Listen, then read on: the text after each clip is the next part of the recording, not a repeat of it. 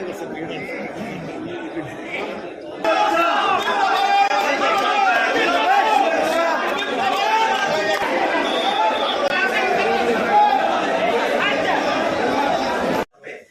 যোগাযোগ করেছি, তো সেই অনুযায়ী আমাদেরকে মাননীয় প্রধানমন্ত্রী মহোদয়, তো সেই মতেই আমরা এখানে উপস্থিত হয়েছি। আমাদের এখানে আরো সিভিল সার্জন মহোদয় আছেন, তো এছাড়া আমাদের প্রেস দিয়ে শুভেচ্ছা জানানো হবে। কলেজের পক্ষ থেকে সেই এখন একটু সম্বর্ধনা জানাবেন শিক্ষক সমিতি।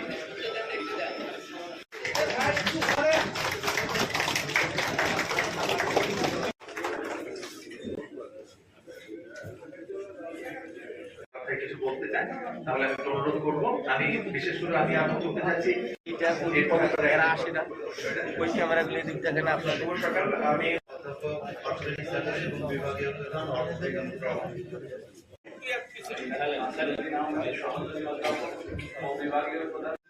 আসসালামু আলাইকুম, আমি ডাক্তার মিনা মোহাম্মদ শাহিনুজ্জামান, সহযোগিতা নিপীড়নের পরে বাংলাদেশ গণতন্ত্রের পথে হাঁটছে। মাননীয় প্রধানমন্ত্রী জনাব তারেক রহমানের নেতৃত্বে কিছুদিন আগে বাংলাদেশের অত্যন্ত একটি খারাপ সময়, বাংলাদেশের ইতিহাসের সবচেয়ে খারাপ সময়, মাননীয় প্রধানমন্ত্রী বাংলাদেশের হাল ধরেছেন এবং একটি বাজেট দেওয়া হয়েছে। এই বাজেটে আপনারা খেয়াল করে দেখবেন স্বাস্থ্য খাতে অন্য যে কোনো সময়ের চেয়ে, গত 17 বছরের ফ্যাসিবাদের সময় তো বটেই, তার আগেও বিভিন্ন সময়ে যে কোনো সময়ের চেয়ে অত্যন্ত মানে সর্বোচ্চ যতটুকু দেওয়া যায় বর্তমান অর্থনীতির প্রেক্ষাপটে সেই বাজেট, সেই স্বাস্থ্য খাতে সেই বাজেটটা দেওয়া হয়েছে। কিন্তু মাননীয় প্রধানমন্ত্রী উনি ওনার দায়িত্ব নেবার পরে আপনারা খেয়াল করবেন যে উনি সব সেক্টরে একদিকে যেরকম মৃত ব্যয়টা উনি চেষ্টা করছেন, সাশ্রয় করার চেষ্টা করছেন।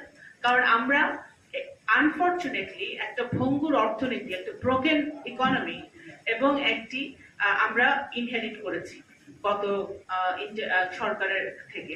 সুতরাং আমাদের এই ভঙ্গুর অর্থনীতিতে স্বাস্থ্য সেবা এবং স্বাস্থ্য খাতে সর্বোচ্চ পরিমাণে কিভাবে আমরা কন্ট্রিবিউট করতে পারি সেটা আমাদের সবার জন্য একটা চ্যালেঞ্জ। ফরিদপুর মেডিকেল শহীদ রাষ্ট্রপতি জিয়াউর রহমানের হাতে গড়া, বাংলাদেশ জাতীয়তাবাদী দলের সময় তৈরি এবং ভৌগোলিক কারণে শুধু ফরিদপুর না, আমাদের এই বৃহত্তর ফরিদপুরের অনেক রোগীরাই কিন্তু এখানে আসে। সেই প্রেক্ষাপটে এই হসপিটাল অত্যন্ত গুরুত্বপূর্ণ। হসপিটালটাকে ঠিক করতে হবে, পরিষ্কার পরিচ্ছন্নতা, যন্ত্রপাতি, আমাদের যারা এখানে চিকিৎসক আছেন, চিকিৎসকদের ওনাদের যদি আরো কিছু প্রয়োজন হয়, আরো চিকিৎসকের প্রয়োজন হয়, আরো আমাদের এখানে নার্স আছে, বিভিন্ন পর্যায়ে আমাদের এখানে লোকজন কাজ করছে, সেটা যদি অপ্রতুলতা থাকে, সব ব্যাপারে কিন্তু আমাদের ঠিক করতে হবে। সবচেয়ে বড় কথা হচ্ছে একটি স্বাস্থ্য সেবা বা একটি হসপিটাল আমরা মানুষ কেন করে, at the end of the day আমরা চাই আমাদের রুগীদেরকে সেবা দেওয়ার জন্য।